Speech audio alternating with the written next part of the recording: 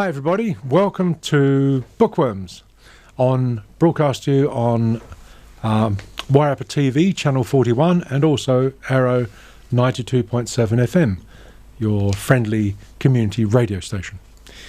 My name is Steve, and with me today I have a full house. I have Sheila Wild. Hello. Alan Wild. Hello there. And Eunice.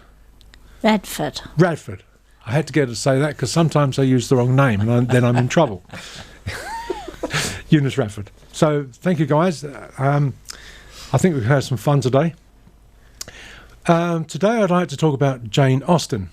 We're going to do some excerpts from Pride and Prejudice, Jane Austen's Pride and Prejudice. But before I do that, I'd just like to have just quickly talk about Jane Austen herself. She was born in Hampshire in 1775 and died in 1817, aged 41. 6 brothers and 1 sister. She was an English novelist known primarily for her 6 major novels, which interpret, critique and comment upon the British landed gentry at the end of the 18th century. Jane Austen's plots often explore the dependence of women on marriage in the pursuit of favourable social standing and economic security. Her use of biting irony, along with her realism, humour and social commentary, have long earned her acclaim among critics, scholars and popular audiences alike.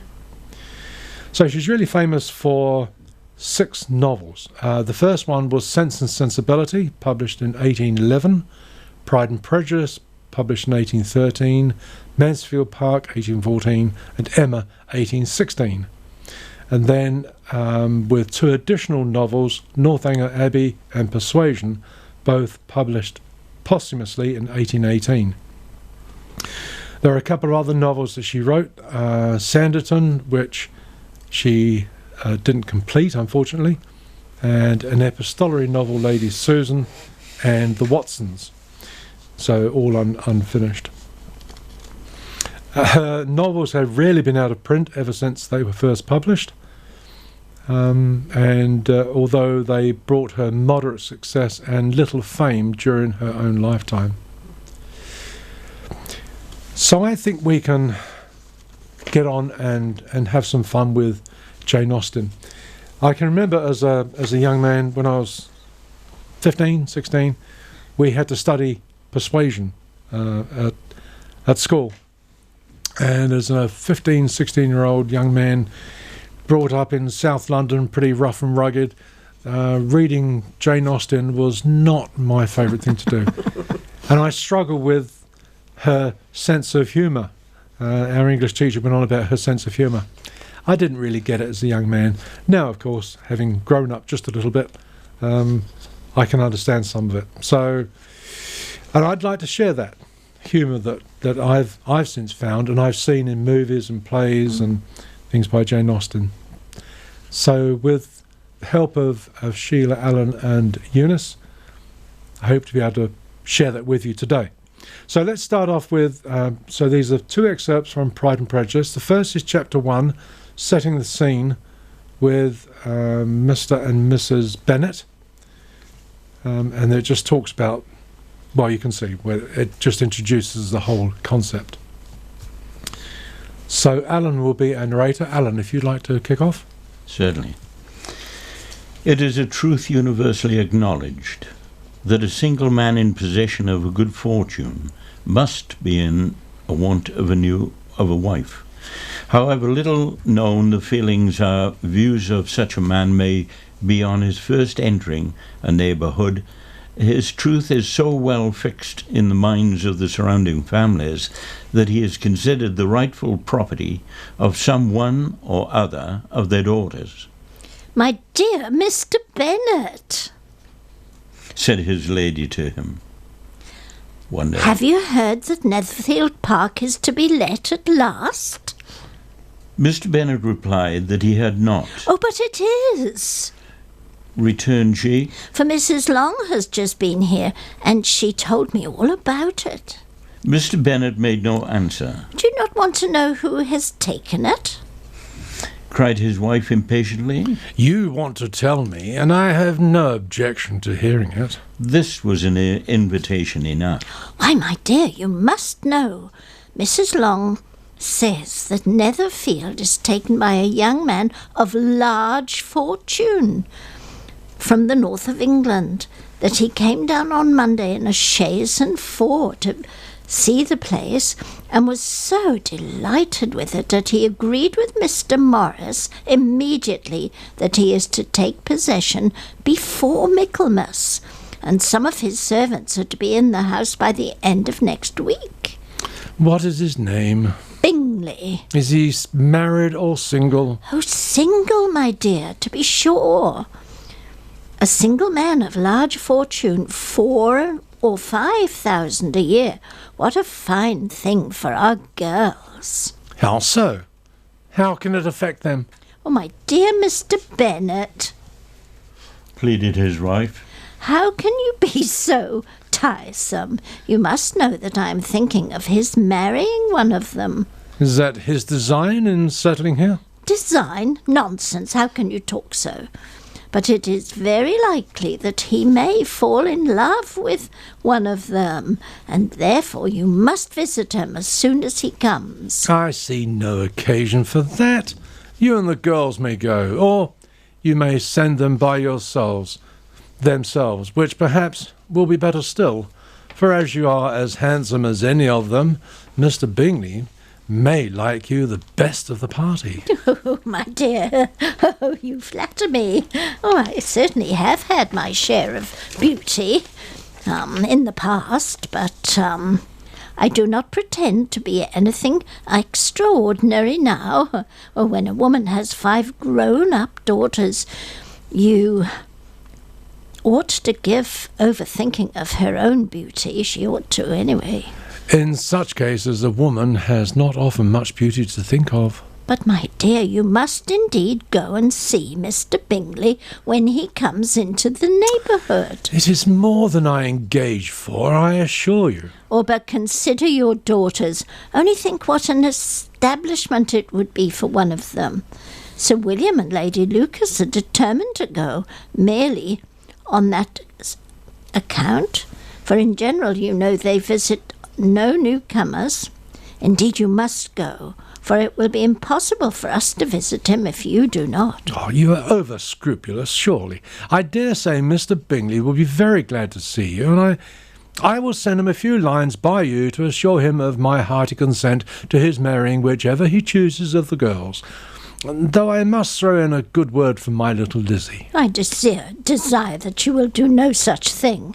Lizzie is not a bit better than the others, and I am sure she's not half so handsome as Jane. Not half so good-humoured as Lydia, but you are always giving her the preference. They have none of them much to recommend them, replied he. They are all silly and ignorant like other girls, but Lizzie has something more of quickness than her sisters. Oh, Mr. Bennet, how can you abuse your own children in such a way? You take delight in vexing me. You have no compassion for my poor nerves. Oh, you mistake me, my dear. I have a high respect for your nerves. They are my old friends. I have heard you mention them with consideration these last 20 years at least. Oh, you do not know how I suffer. But I hope you will get over it and live to see many young men of 4,000 a year come into the neighbourhood. Well, it will be no use to us if 20 such should come, since you will not visit them. Depend upon it, my dear, that when there are 20, I will visit them all. Mr. Bennet was so odd a mixture of quick parts, sarcastic humour, reserve and caprice, that the experience of the 23 years had been insufficient to make his wife understand his character. Her mind was less difficult to develop. She was a woman of mean understanding, little information, and uncertain temper. When she was discontented, she fancied herself nervous. The business of her life was to get her daughters married.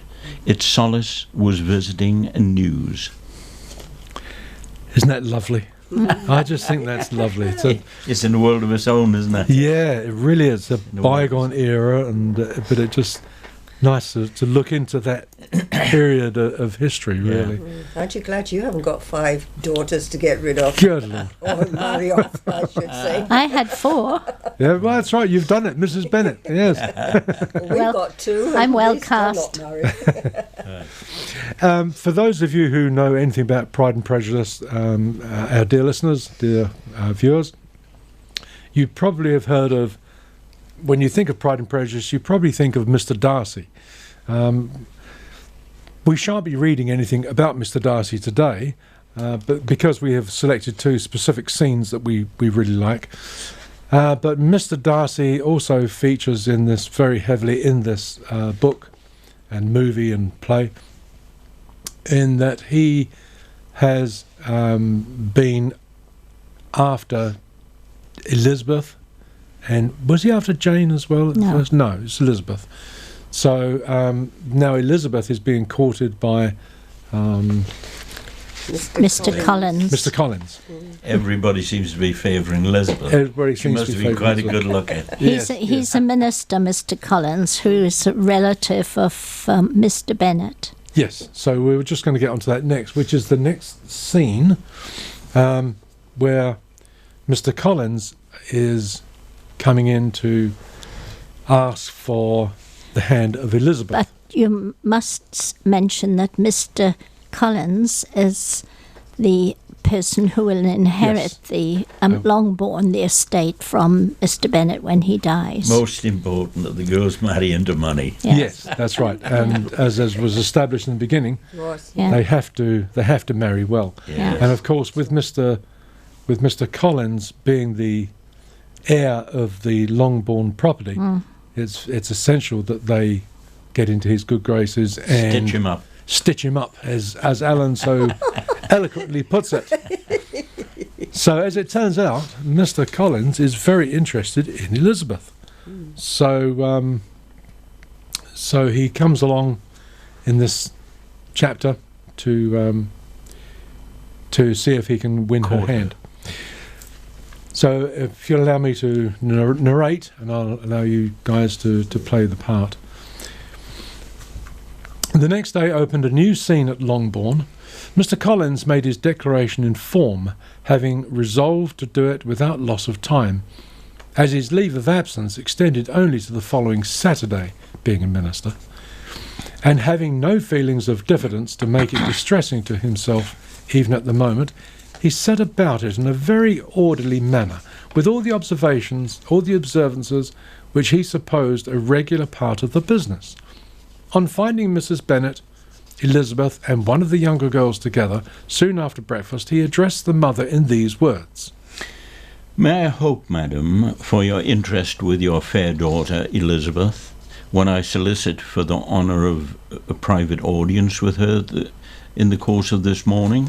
Before Elizabeth had time for anything but a blush of surprise, Mrs. Bennet answered instantly, Oh dear, yes, certainly. I am sure Lizzie will be very happy. I am sure she can have no objection. Come, Kitty, I want you upstairs. And, gathering her work together, she was hastening away when Elizabeth called out, Oh dear, madam, do not go. I beg you will not go. Mr. Collins must excuse me. He can have nothing to say to me that anybody need not hear. I am going away myself. No nonsense, Lizzie. I desire you to stay where you are. And upon Elizabeth seeming, really, with vexed and embarrassed looks, about to escape, she added, Lizzie, I insist upon you staying and hearing Mr. Collins. Elizabeth would not oppose such injunction, and a moment's consideration making her also sensible that it would be wisest to get it over as soon as quietly as possible, she sat down again and tried to conceal by incessant employment the feelings which were divided between distress and diversion. Mrs. Bennet and Kitty walked off, and as soon as they were gone, Mr. Collins began. Believe me, my dear Miss Elizabeth, that your modesty, so far from doing you any disservice, rather adds to your other perfections. You would have been less amiable in my eyes had there not been this little unwillingness. But allow me to assure you that I have your respected mother's permission for this address. You can hardly doubt the purport of my discourse. However, your natural delicacy may lead you to dissemble my attention has been too marked to be mistaken. Almost as soon as I entered the house, I singled you out as the companion of my future life. But before I am run away with my feelings on the subject, perhaps I would be advisable for me to state my reasons for marrying, and moreover for coming into Hertfordshire with the desire of selecting a wife, as I certainly did. The idea of Mr. Collins, with all his solemn composure, being run away with by his feelings, made Elizabeth so near laughing that she could not use the short pause he allowed in any attempt to stop him further.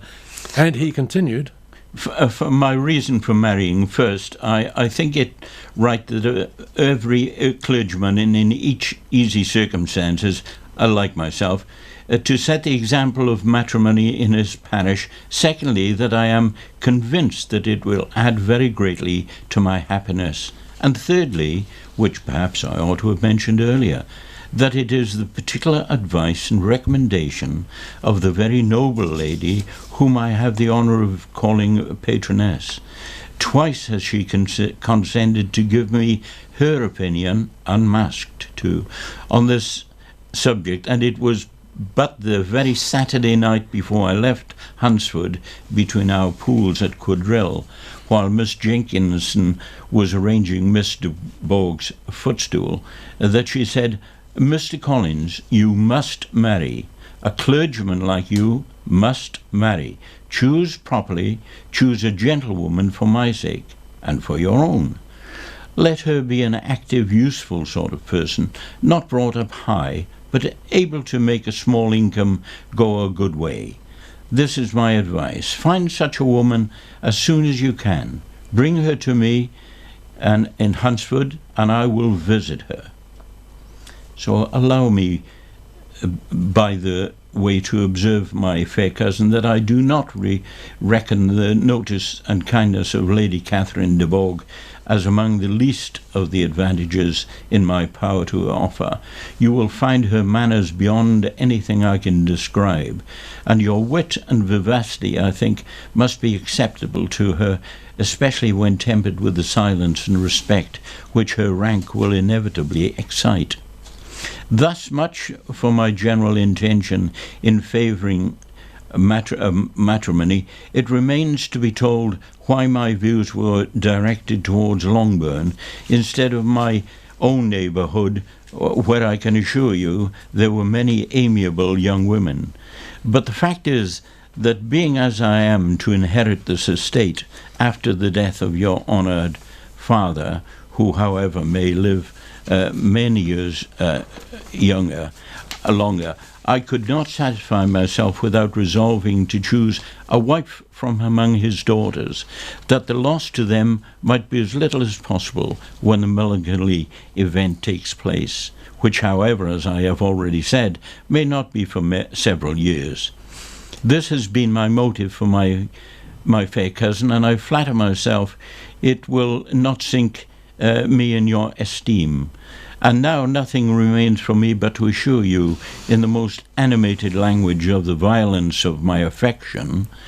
To fortune I am perfectly indifferent, and I shall make no demand of that nature on your father, since I am well aware that it could not be complied with, and that £1,000 in 4%, which will not be yours till after your mother's decease, is all that you may ever be entitled to.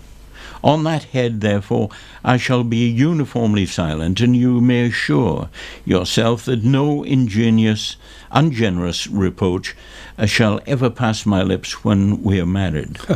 It was absolutely necessary to interrupt him now. "You are too hasty, sir," she cried. "You forget that I have made no answer. let me do it without further loss. Accept my thanks for your compliment that you are paying me.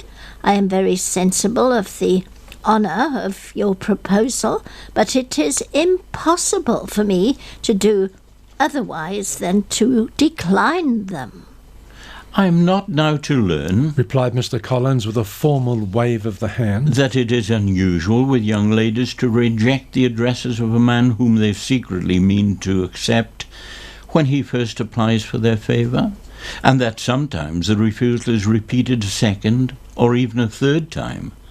I am therefore by no means discouraged by what you have just said, and shall hope to lead you to the altar ere long. Upon my word, sir, cried Elizabeth. Your hope is a rather extraordinary one after my declaration. I do assure you that I am not one of those ladies, if such young ladies there are, who are so daring as to risk their happiness on the chance of being asked a second time. I am perfectly serious in my refusal. You could not make me happy, and I am convinced that I am the last woman in the world who could make you so. Nay, were your friend Lady Catherine to know me, I am persuaded she would find me in every respect ill qualified for the situation. Were it certain that Lady Catherine would think so, said Mr. Collins very gravely. But I cannot imagine that her ladyship would at all disapprove of you, and you may be certain when I have the honour of seeing her again, I shall speak in the very highest terms of your modesty, economy, and other amiable qualifications. Indeed, Mr. Collins, all praise of me will be unnecessary. You must give me leave to judge for myself, and pay me the compliment of believing what I say. I wish you very happy and very rich, and by refusing your hand, do all in my power to prevent your being otherwise. In making me the offer, you must have satisfied the delicacy of your feelings with regard to my family, and may take possession of Longbourn estate whenever it falls, without any self-reproach. This matter may be considered, therefore, as finally settled. And rising as she thus spoke, she would have quitted the room, had Mr. Collins not thus addressed her. When I do myself the honour of speaking to you next on the subject, I shall hope to receive a more favourable answer than you have now given me, though I am far from accusing you of cruelty at present, because I know it is to be the established custom of your sex to reject a man on the first application, and perhaps you have even now said as much to encourage my suit as would be consistent with the true delicacy of the female character. Really, Mr. Collins, cried Elizabeth with some warmth, you puzzle me exceedingly.